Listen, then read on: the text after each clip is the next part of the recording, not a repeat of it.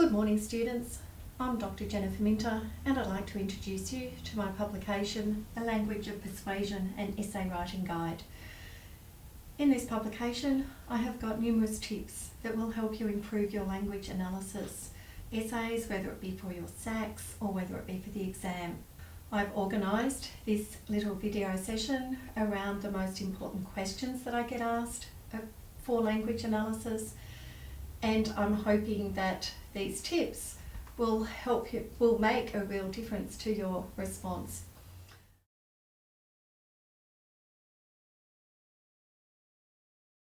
How should I plan and structure my analysis?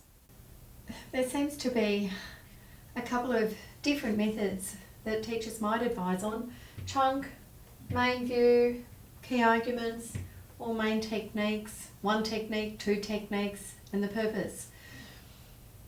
My point is, if that you are picking out the chunk correctly, it would necessarily have a key argument, and the key argument would also presuppose or be wedded to a technique. So really there's only one way of logically doing a language analysis: chunk by chunk by chunk. An author would typically have 2 to 3 key arguments. Each key arguments will presuppose or imply a technique. For example, my main contention is that we should support a scheme because it is only fair and just to do so. The author's appeal to fairness or to justice is embedded in that main contention. Or the author may be criticising a scheme and opponents on the grounds that they may be biased, or there might be a self-interested motive. So the author's opposition to a scheme, which is their main contention, is dependent upon their criticism or attack of an opponent. So look, these should really all be presupposing each other. I find it very important to always set up your paragraph nicely with the key concepts, big picture techniques, so that you've got a broad focus and then you've got somewhere to go. You can narrow it down with specific examples. What are the key strategies or big picture concepts? Big picture concepts might be the author's personal and professional experience and how they are using that to prove their point. There might be a comparative structure all the way throughout the piece, pointing out the positives of one thing or the negatives of another. So the comparison is really, really key to the author's main contention. Or the author might be making certain appeals that are critical to their views and values, appeals to fairness, appeals to patriotism and tradition, or appeals to change, appeals to money, hip pocket nerve, etc. How much is a scheme going to cost? So the expense of a scheme might be one part of the criticism. Contrastingly, the fact that perhaps the money can be justified, and how the author justifies that is also one key part of that.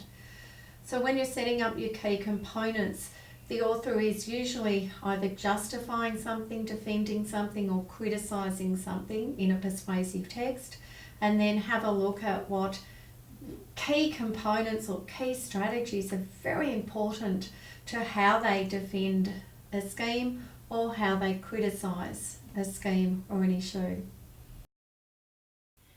Should I organise my paragraphs around a key technique, and which techniques should I focus on? Firstly, as pointed out, focus on the techniques that are critical to the author's views and values and their main contention. Another tip is to look for a cluster of techniques or sections of the text that are quite busy with techniques. That is, that some of the examples have a very specific or rather interesting tone. There could be a lot of emotive language, there could be some comparisons, there could be some figurative language, there could be analogies, and a rhetorical question.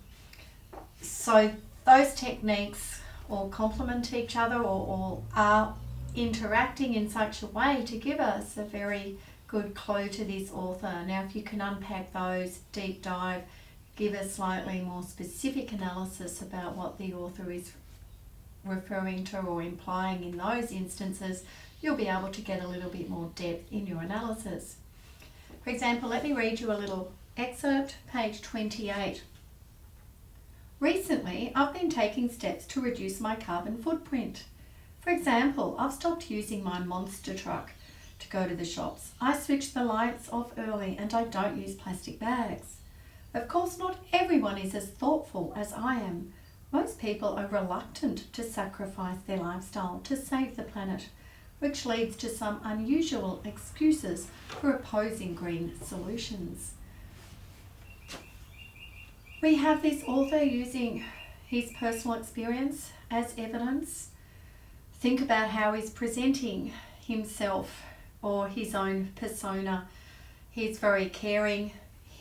He's using appeals to duty of care, responsibility for the environment, a caring, concerned, compassionate person. He's listing, giving a couple of examples, and amongst these lists, I'm not using my monster truck, etc., is an implied criticism of opponents. That's quite exaggerated language to criticise his opponents. So notice there's also a comparison between himself, who is caring, and other people who are certainly less caring and more selfish. And such people, he's suggesting, are always finding excuses not to do sufficient, so they're always trying to rationalise or justify why they are not perhaps caring enough for the environment. How can I avoid summarising the author's view? I'll draw your attention to page 23 in the book, which has got a few tips about analysing. I'll come to sentence structure because I believe if you can often rephrase your sentence and have an analytical focus on your sentence, then that's a good way to ensure that you are analysing and not summarising. A very good tip I find is to get a couple of highlighters, and as you're reading through the persuasive text, think about your groupings. It's very important when you're going to do if you're trying to do an in-depth analytical discussion, that you're getting under the surface. Now you can get under the surface of and get a better grasp of what the author is saying if you can group together some of his or her like comments. This enables you then to really get a feel for where they are coming from. So for example, with one highlighter, a yellow or a blue, you might have a look at, there might be a comparative structure throughout the piece, which means there's going to be positives and negatives, advantages and disadvantages. So you can highlight those with different colours. The author might be just setting up an ideas-based persuasive text that's looking at advantages only. So highlight how he is presenting, say, 3 key reasons, or contrastingly, he might be criticising an opponent, highlight the 3 main reasons and the techniques and the words associated with those perhaps 3 criticisms.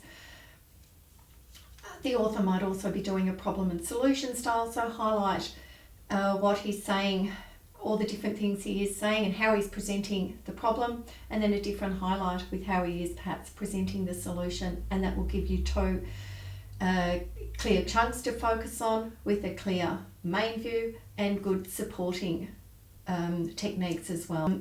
You might also look at supporters and opponents, goodies and baddies. Have a look for the depictions of people or the stakeholders, the protagonists.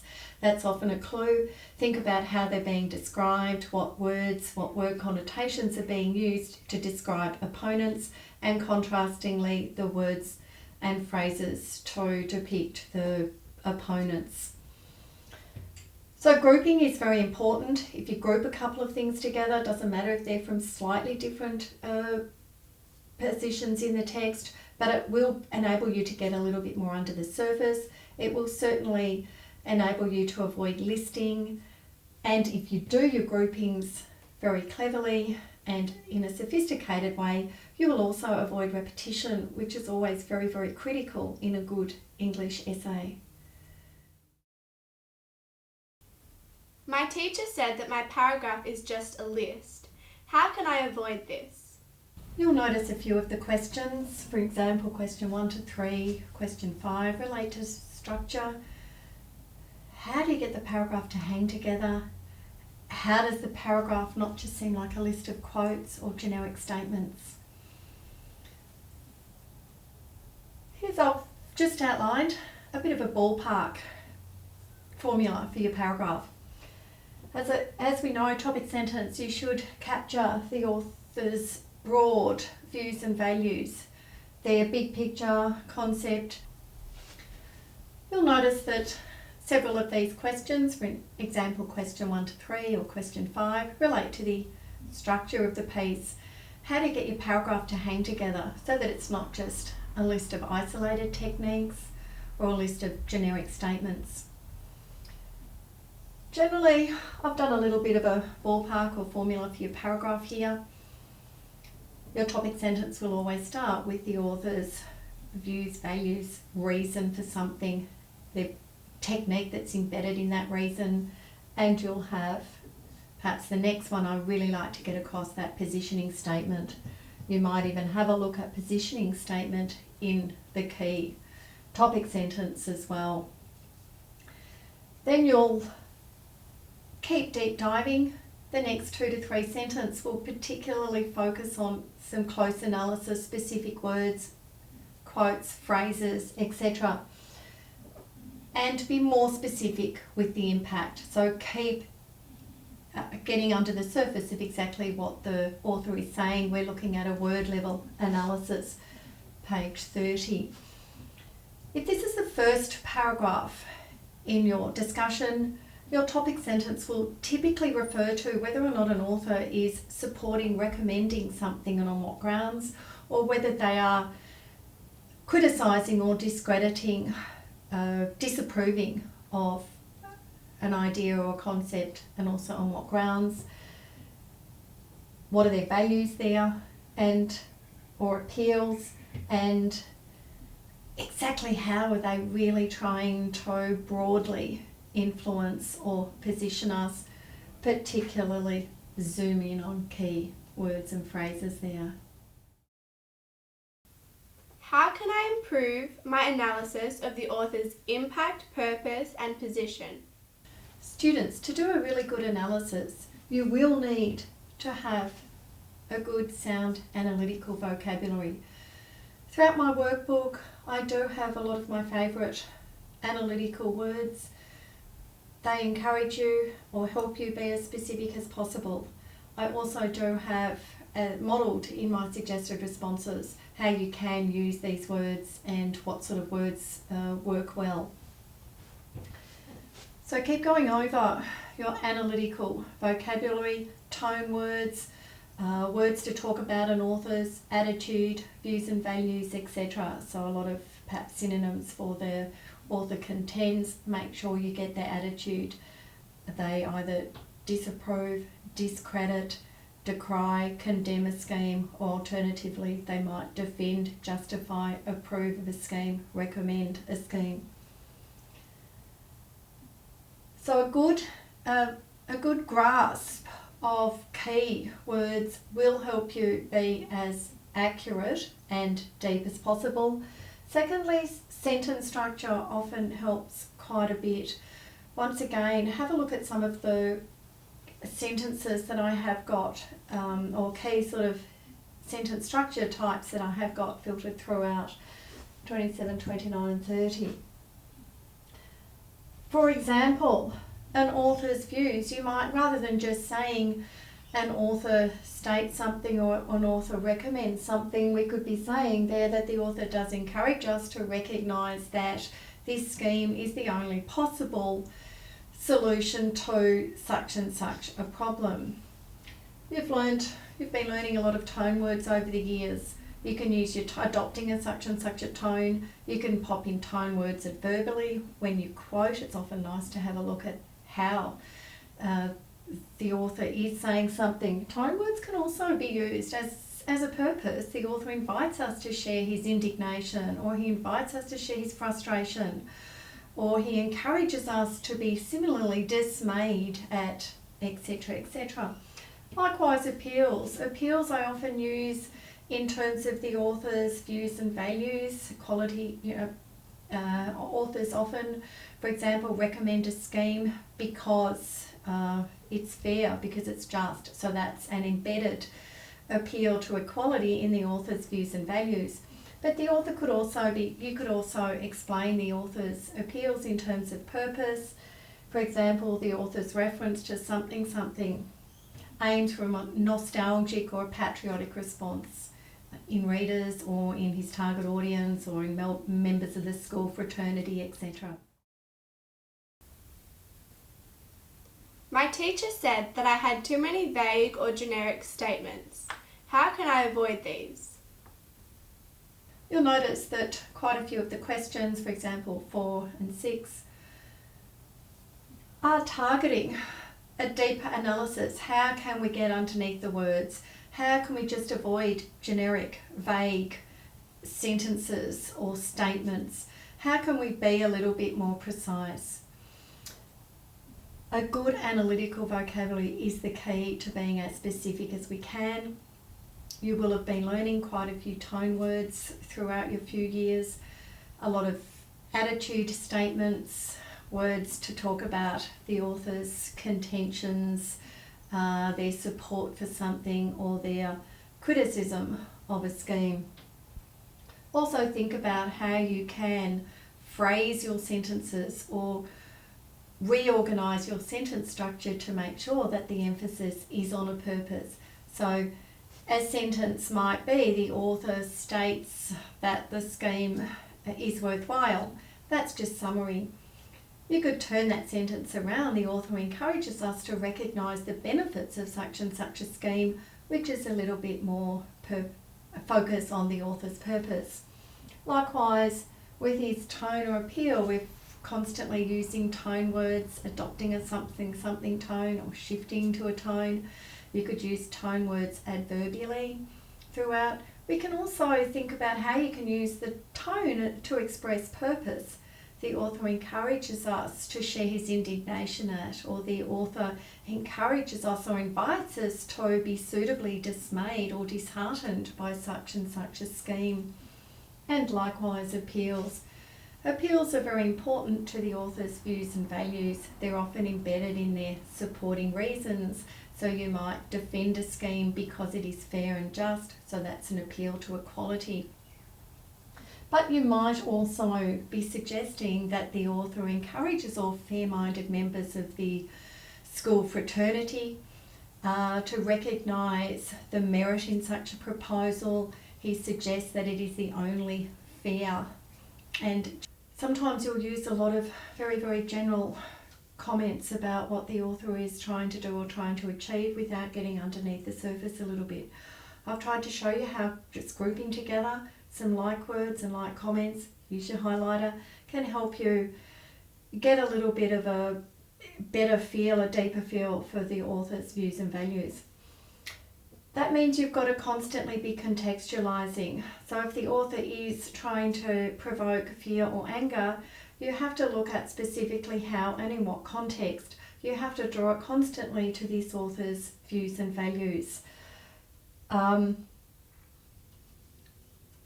Try to avoid even generic statements like the author is seeking to improve their credibility. Be very clear about how they are trying to earn our trust through their credibility. It might be because they're defending the common good or because they're a spokesperson for the defenceless and the vulnerable, etc., and then explain in what way they are defending the rights of the disenfranchised or the vulnerable, for example. Don't just state the author does this to draw attention to their main contention. I don't actually like using the word main contention through your response. Once again, I'd like you to contextualise what do you mean by main contention. Which particular view are you referring to? Which of the author's supporting reasons perhaps reinforces the sense of fear that he might be trying to provoke?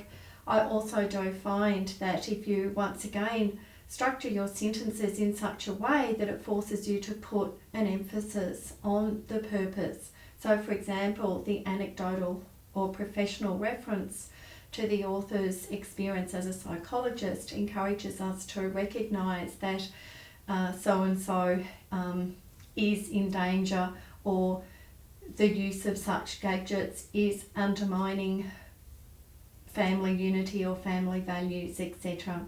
And in what way, keep unpacking that. How should I include the visual or the your say comments? Question 9 relates to multiple texts. Usually there's a key persuasive text. It's normally ideas based. It also might include a visual or a graph. It might include a your say comment or a letter, or last year an alternative speaker. If it's a visual or a graph, I would do a paragraph that embeds the visual or the graph.